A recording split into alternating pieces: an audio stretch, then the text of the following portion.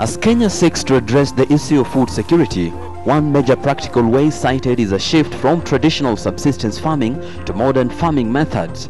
Modern farming entails application of modern technology science and shifting from ordinary crops to high-value crops that give higher yields within a short period and also translate to better economic returns. As Kenyans must now realize that there is money in agriculture if they take it as a business. In Kenya, maize and kales are staple crops planted in most parts of the country.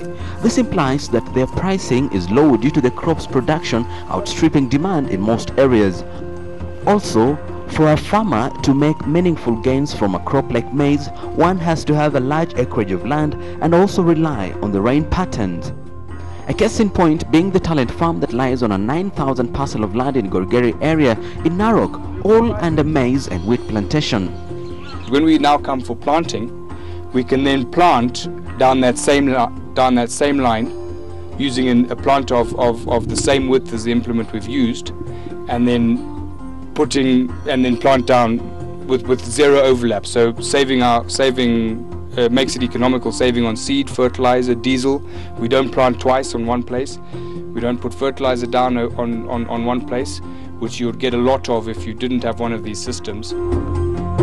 Due to employing modern technology and being highly mechanized, the economics of scale favor them and their profit margins from the produce are very high.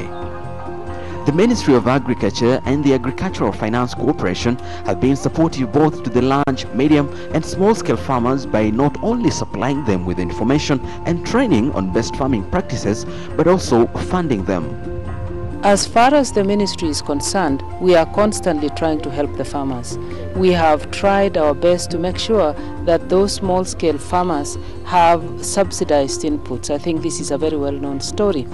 In a case like this farm, I think most people do not realize that we lend to farmers of all sizes.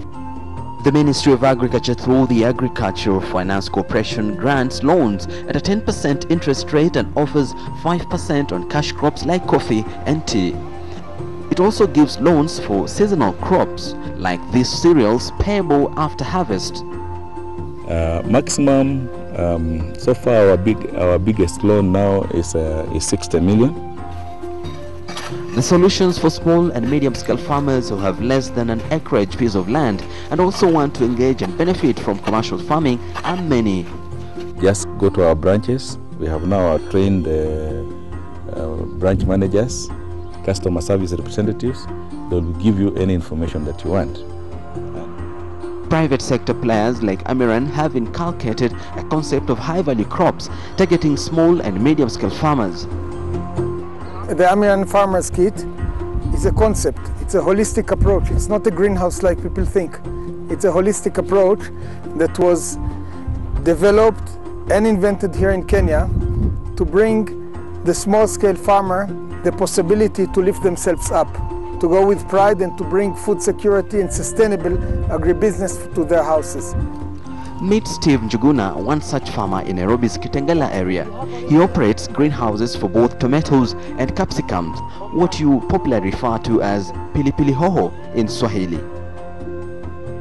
Nilinunua hizo greenhouses mwaka wa jana mwezi wa Novemba kutoka Amiran. Ndio kutoka hapo sasa nikanunua bisa za nyanya na bisa pilipili hoho. Kutoka hizo bili sasa nikanunua, baada ya kuuza nyanya nikanunua zingine 4. So to be precise, I bought 4. Nilinunua 4 za nyanya, lakini zile za pilipili sasa hizo ndio napanga kuongeza zingine 2. He bought the initial greenhouses as part of the farmer's kit at Amiran Kenya, an agro supplier input at a cost of 314,000 Kenya shillings last November, started commercializing the output in the first quarter of this year and added 2 more greenhouses, one of which lies on the ground we now stand.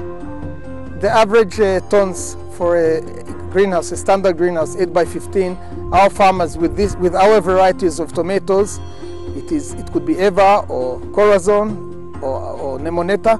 These varieties, they are indeterminate tomato. It means they are high value tomatoes. They can harvest even for a year. Depends on the maintenance. Juguna's first tomato harvest was 2 months after setting up the system, and though he only operates on half an acreage piece of land, his weekly earnings on tomatoes is 14,000 shillings, with a kilo selling at no less than 70 Kenya shillings. He harvests about 200 kilograms of capsicums every week, making 64,000 shillings every week. Kutoka mwanzo mpaka wa leo nimeuza nyanya za 478 for 73,000 na pilipili nimeuza za 212,000 na pilipili natarajia nitavuna kwa muda wa miaka miwili na pia nyanya nitaendelea kuvuna kwa miezi 8 ndio ningoe hizo nibadilishe. The system provides an efficient drip irrigation as well as an application of fertilizer through the same system after being mixed with the water directly to the roots deep down. Imagine that all these people that are growing, and growing not only this crop, also other crops that are needed. You sort out problem for women group, that they have some occupation, they can feed their own children. You can see that even taking care of the environment from a very small plot, you save a lot of the water. You look at the youth groups, encouraging the youth to go and deal with agriculture and make money as an agribusiness, which is not something very obvious, because people today, we see our customers, the age of our customers is coming to be younger and younger, because they realize that they can make money, generate money out of agriculture. And all over Africa, imagine this, so food problems are going to be reduced very significantly. Harvests are done all year round, even when supply is low, hence attracting high prices and sales. To venture into high-value crops, farmers can access information on the preferred type of crops from institutions like the Alliance for a Green Revolution in Africa, Ministry of Agriculture, Kenya Agricultural Research Institute, Amiran, and the African Seed Trade Association, among others.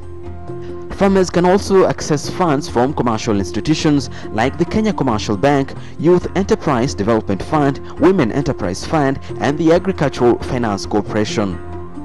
For information on the market for your produce, one can contact Agricultural Society of Kenya, Kenya National Federation of Agricultural Producers, Horticultural Crops Development Authority, Export Promotion Council, Agricultural Society of Kenya, and Fresh Produce Exporters Association of Kenya, and Kenya Agricultural Commodity Exchange Limited. Practically for all crops, appropriate post-harvest technologies in storage, processing and utilization packages are required in order to increase the shelf life of products and also add value to the commodities. It is reckoned that if modern trends in high-value crop farming are adopted, Kenya's aspirations for food security could be met.